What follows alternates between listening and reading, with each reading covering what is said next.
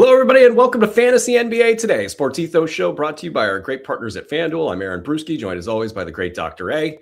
In today's show, we're going to be diving into the top ads, breaking down players in our drop zones, and highlighting the best streamers that can help you win your week. Let's go, Doc. Let's effing go. How you doing? Who's your top ad? Dude, you're not messing around today. We're getting right to it. I love it. There's some people that like the chit chat and the nonsense, and other people like, man, just go. Don't even say hi to each other. We just go on two separate parallel timelines for folks. We'll serve everybody. All right. So my ad is yesterday's my drop. Like everything I said fantasy wise yesterday just kind of backfired on me.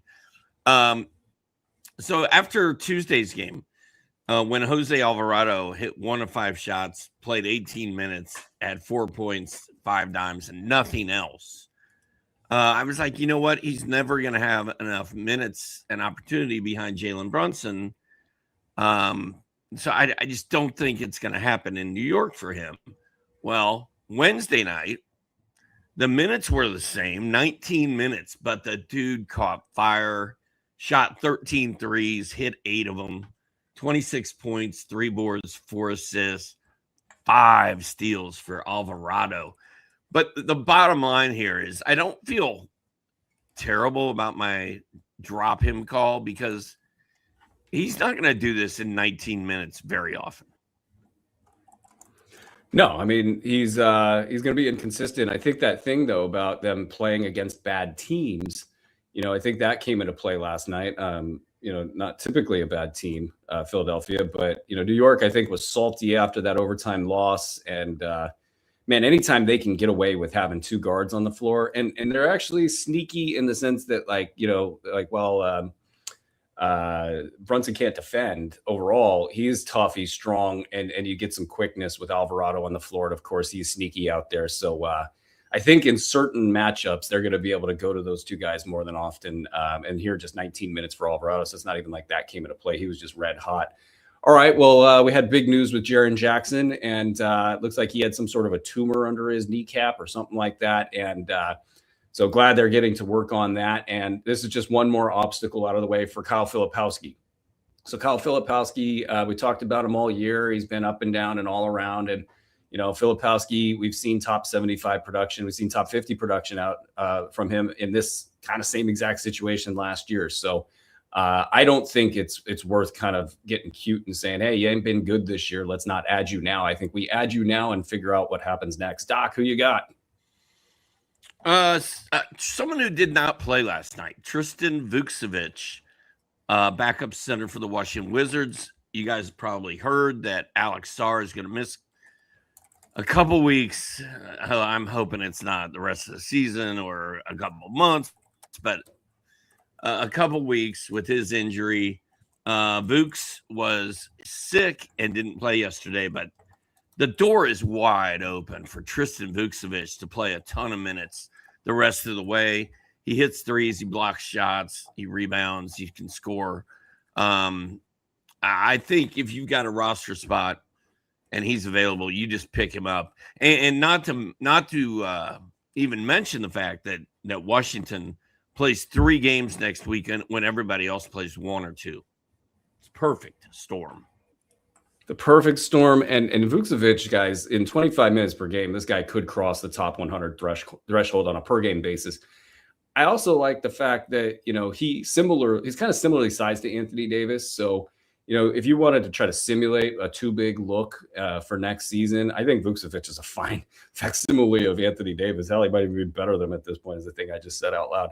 But overall, I think his game is improving. I think he can handle a little bit more offensive, dribble handoff stuff. He's proven to be a decent passer. So there's just a lot of upside there for Tristan Vukcevic. And if Alexander Sarr, with this injury, it feels like, hey, let's just not have the guy hurt himself during the All-Star break, and just put the kid gloves on, maybe telegraph a future injury situation down the road. I hate to say it, Doc, but it's just good for Vukcevic right now. And also good in Washington for Justin Champagnie. He got his classic 24 minutes and his classic 12 points, 8 boards, 3 steals, and 2 threes. This is just Champagnie stuff. Efficient scoring. It looks like he might have improved from the foul line, which was a thing that worked against him in past seasons. This season, with everybody leaving and then the Wizards not getting anybody back at the trade deadline.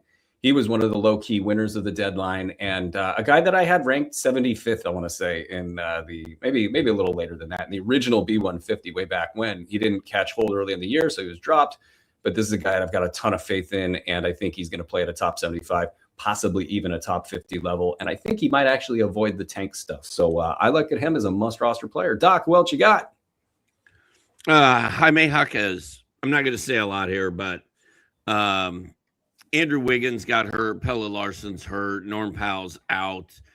Even when everybody's healthy in Miami, Jaquez has been solid. I mean, he's not a game-changing fantasy player, but he's effective. And when guys are hurt, then he really steps up. Last night he had 23 points, 8 boards, 4 dimes, 2 blocks, 3 steals. He was 0 for 5 from downtown, but just a great game from Jaquez. I've held on to him all season long in all my leagues. I know that he's on some waiver wires out there. I just think he shouldn't be. I feel like he should be on fantasy rosters.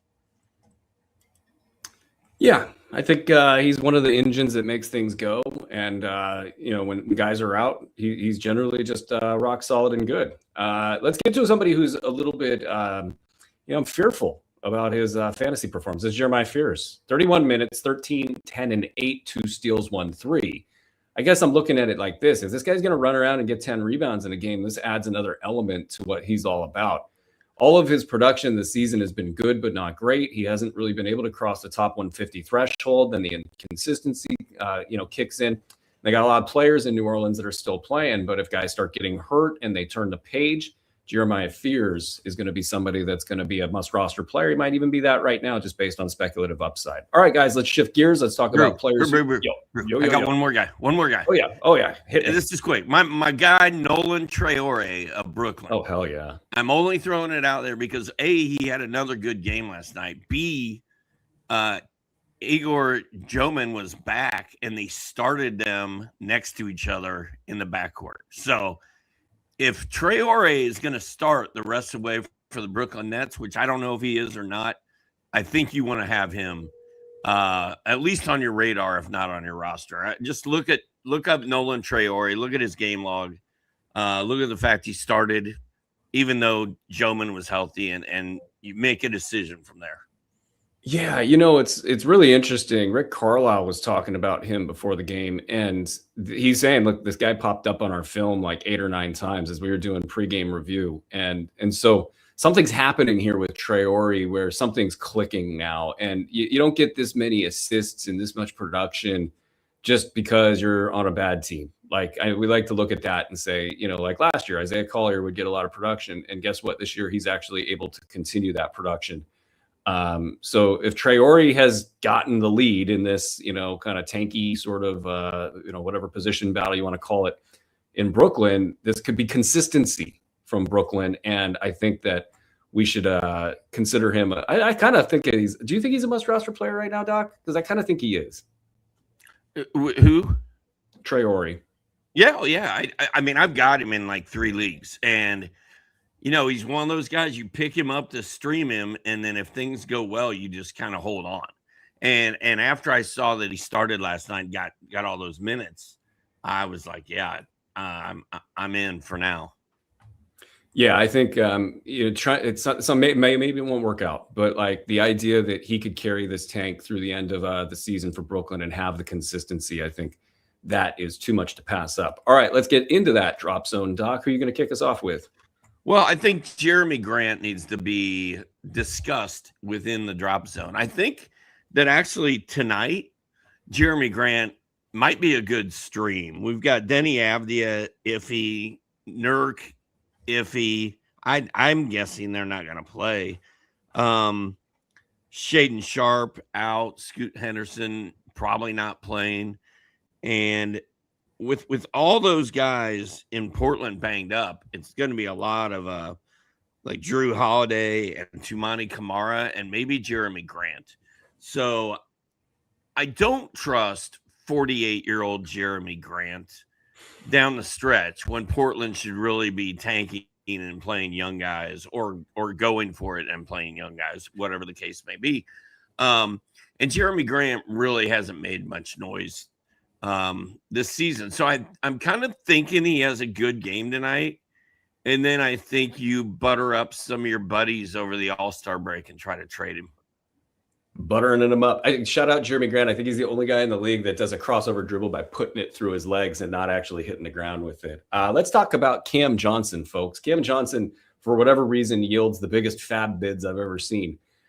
He had 29 minutes, 5 points, 4 boards, 1 steal, 1 3. Everybody loves himself some Cam Johnson as the injuries kind of open the doors up in Denver. But we've just seen so much bad Cam Johnson this season. He had one good stretch, and it ended really, really quickly. And Christian Brown is starting to get some stories written about how he came back too quickly from the ankle injury last time. And so maybe you start to see a little bit more Christian Brown, a little less Cam Johnson as we go here.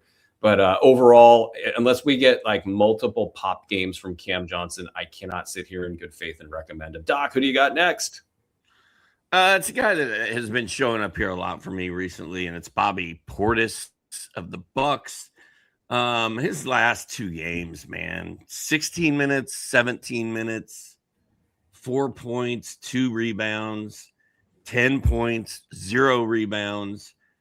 Like, it's just not happening for Portis. He doesn't block shots anymore. You just can't trust him. I mean, if I've got Bobby Portis right now and Tristan Vukcevic is sitting on my waiver wire, or Nolan Traore for that matter, I'm making that move.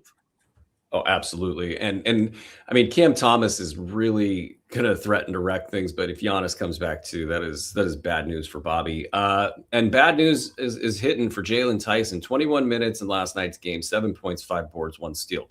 Look, the Wednesday and Thursday before the All-Star break are historically crazy nights with box scores. You almost have to just disregard them because guys are giving up all over the place. 3-2-1 Cancun and all that.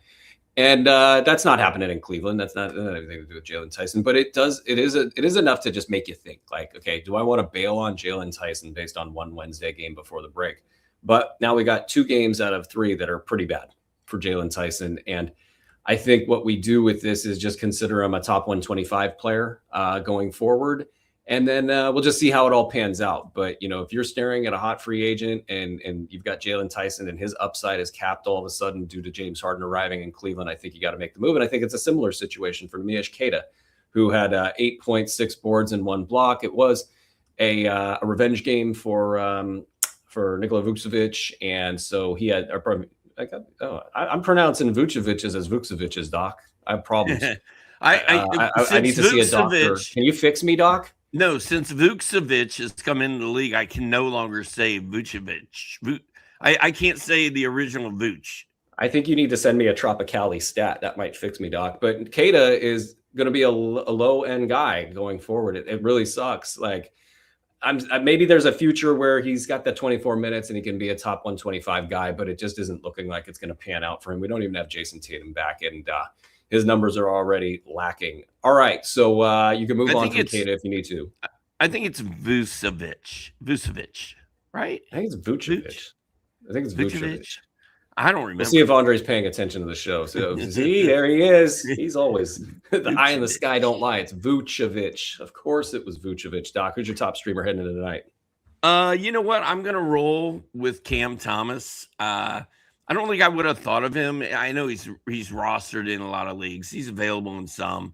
He's super cheap on FanDuel. It's almost like they didn't see the 34-point explosion on Wednesday night in the same game where his teammate Kevin Porter Jr., who may have had a sweet triple-double. I don't know. Anyway, Cam Thomas, I chastised some guy on Twitter who wrote a post or a column about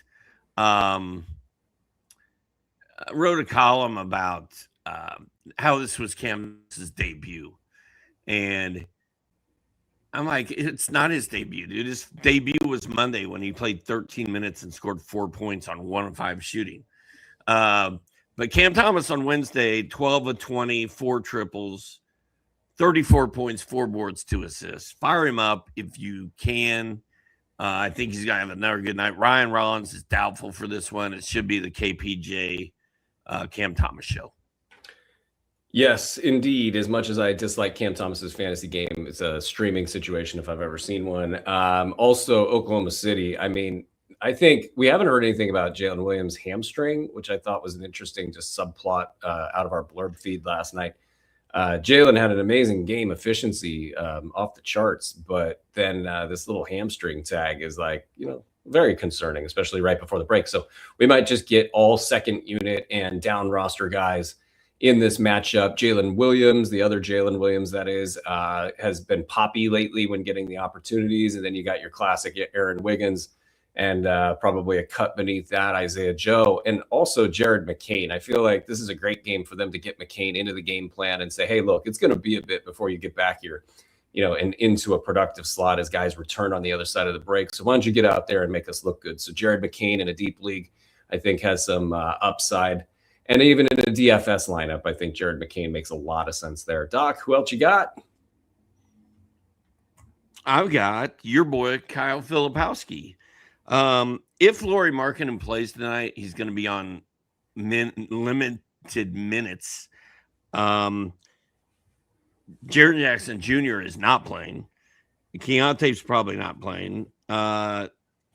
Just a kind of a mess there in Utah right now. And I mean, it's a perfect storm for Filipowski to have a big game after he played 8 minutes on Wednesday night. What a bummer that was.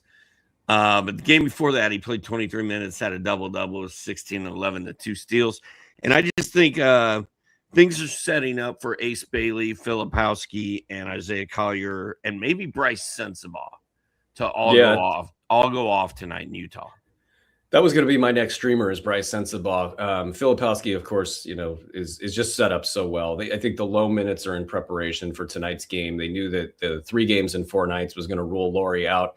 I think they just scheduled one against the Kings because they knew that the Kings would just tank their way through this thing and that there was nothing they could do in Utah that would get them a loss. So they went for it, and they decided to get all their winning in last night. So now Kyle Filipowski will play, and Sensabaugh without other scorers in the lineup, and Keontae George, man, like this is going to be a very interesting subplot heading down the stretch. Keontae George is a common characteristic of high-performing teams out there. Now the tank, now an ankle injury, and what happens after the break, and do they prioritize further development, postseason awards, or are they going for a pick? I think the cynical, maybe even logical side says they're going to do the latter and go for a pick. So that isn't good for him. But as guys shuttle out, guys like Bryce Sensabaugh, who when given the opportunity can go in there and easily put up 25 points, it's I think it's a tasty streaming environment tonight. Doc, who else you got? I've got Usman Jang. Keeping it in Milwaukee. It looks like no, I'm just got 2. You had one. Oh yeah, I had Portis as a drop. Usman Jang plays for the Milwaukee Bucks now, and they are playing the Oklahoma City Thunder, which is Usman Jang's former team. So he's going to be a little bit. Am I not saying that right? Usman? He's giving you supplementary assistance. Usman. I feel like that's what I'm saying.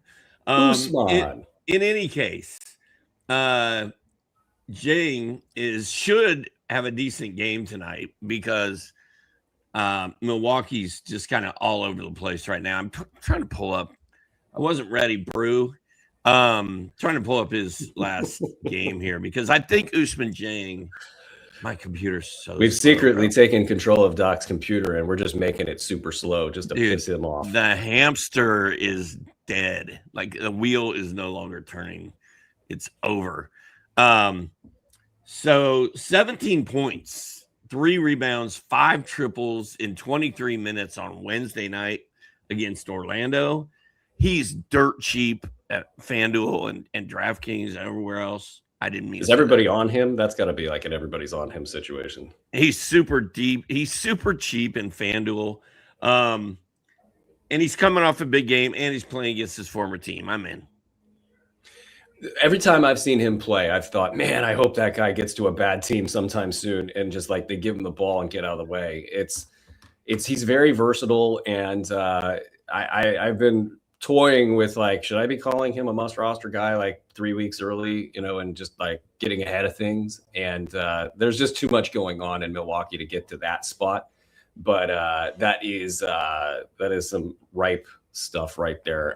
And it wouldn't be a streaming section, Doc, without your guy, Jake LaRavia, just sitting there ready to mop up some stats. And the guys are playing, or at least LeBron's playing tonight. So and Austin Reeves is playing tonight. So you got some players in there for the Lakers. I think they need to win a game on their way into the break. But are these guys caring? No, they want Jake LaRavia to get all the stats, and he just tends to pop off every once in a while. And that's what you're looking for out of a streamer, is just to reach up and catch up a big line right before you get to the break and hopefully win your matchup. And that's going to do it for this episode of Fantasy NBA Today. Listen on that pod feed. Take 60 seconds. Leave us a 5-star review.